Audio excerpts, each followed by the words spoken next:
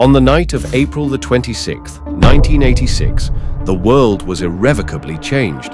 A nuclear disaster struck Chernobyl, a small town in northern Ukraine, which would go on to leave an indelible mark on history. Suffered one of the worst disasters in the history of nuclear power. One of the atomic reactors at the Chernobyl atomic power plant near the city of Kiev was damaged. It's happening tonight. The Soviets are saying little, but what is known is cause for concern. A nuclear accident has occurred at the Soviet atomic plant. A town full of life all of a sudden became an abandoned town. This is what happened during the disaster.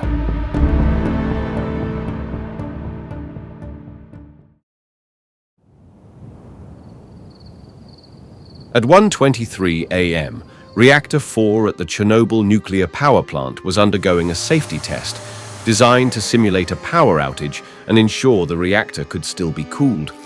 Anatoly Dyatlov, the deputy chief engineer of Chernobyl power plant, was supervising the test that night. But the test quickly spiraled out of control. Poorly designed and poorly executed, it pushed the reactor beyond safe operational limits, causing a massive explosion.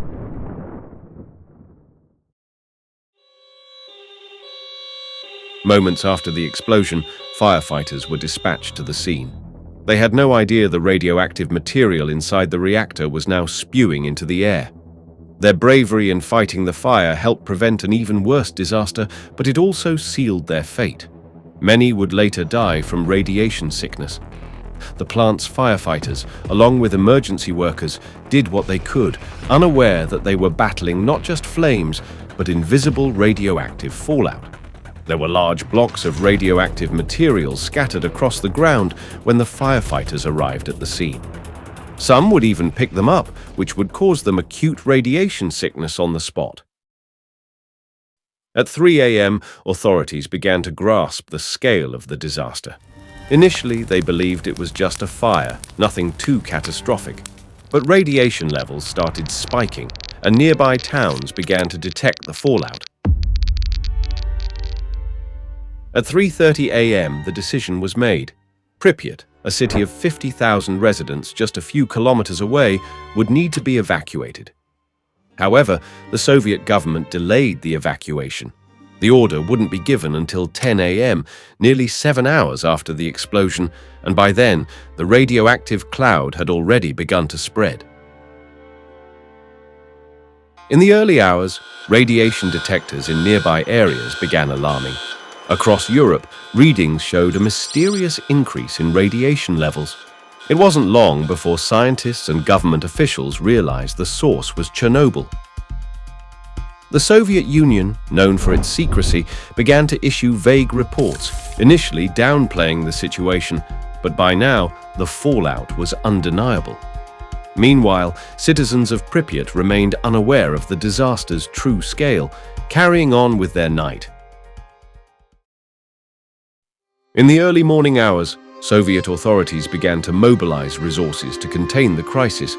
Helicopters were sent to drop sand and boron onto the reactor core to absorb radiation and extinguish the fire. This was a desperate attempt to prevent further explosions or the release of more radioactive material. As the morning wore on, medical teams arrived to treat the injured, but many of them were unknowingly exposed to high levels of radiation. Firefighters, plant workers, and soldiers were among the first to experience severe radiation sickness. Skin burns, nausea, and hair loss became common symptoms. At the time, the full effects of radiation exposure weren't fully understood, and doctors had little to work with in terms of treatments. By 7 a.m., Soviet officials were facing a monumental crisis. The Chernobyl disaster was becoming impossible to conceal, and international pressure began to mount. The Soviet government's initial response was slow and uncoordinated, with officials scrambling to figure out how to contain the fallout. Reports from the site were confusing, and early attempts to minimize the damage were hindered by bureaucratic inefficiency. By this time, the radioactive cloud had already spread over vast areas. The fallout from Chernobyl was not just local, it spread across Europe, carried by winds that pushed radioactive particles as far as North America. Within the surrounding 30-kilometer zone, the once thriving city of Pripyat was completely abandoned. The Soviet Union was forced to acknowledge the severity of the disaster, but it was too late. The world now knew of the explosion at Chernobyl, and the long-term health and environmental consequences were only beginning to be understood.